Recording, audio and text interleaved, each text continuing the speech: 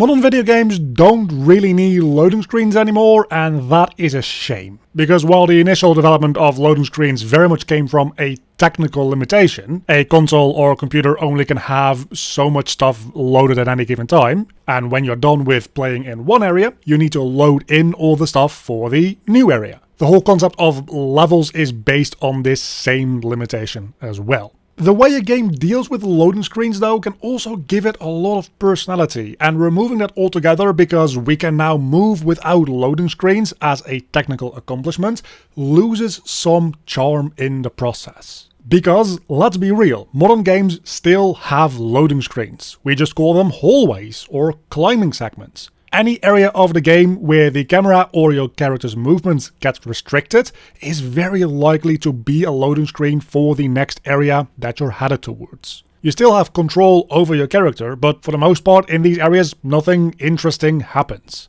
It is just something that is designed to take a certain amount of time to give the game the time to load in the next area. Personally, in my game, Dark Reflection, I have opted to not do that. The individual levels that I'm loading in are super small and almost instantly could load, but between every level transition, there's just a quick little loading screen that pops up with an image of the area you're about to enter into. A concept that I've taken inspiration from Rayman 2. It allows you to just taste the atmosphere of the area that you're going to be exploring, and maybe even gives you a little bit of a hint as to where to explore. I don't need to use these loading screens, and as a matter of fact, I've had to put in actual effort to build this loading screen system to begin with. And as technically impressive as it is that modern games don't really require stalling in loading screens, and obviously you don't want these loading screens to take up minutes at a time, I think it is worth considering that just because you can do something doesn't mean that you should